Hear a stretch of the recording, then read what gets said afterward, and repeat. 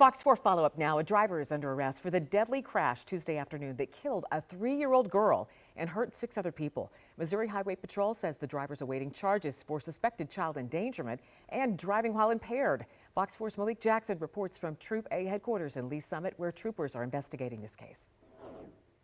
The Missouri State Highway Patrol tells us that the driver was intoxicated on drugs. Exactly what those drugs were is not clear at this time. But a 3-year-old child is dead, and the sergeant we spoke to says this is why it is absolutely vital whenever you are in a car that you must have on a seatbelt or restraints wherever you may be going. We've seen vehicles roll over violently down the highway, and these toddlers completely walk away with not a scratch on them because they were properly restrained.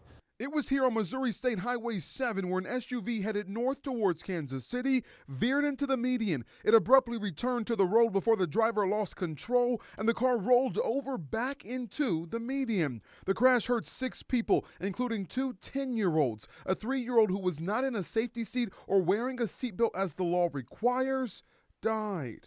This is a terrible, terrible incident for a lot of reasons, right?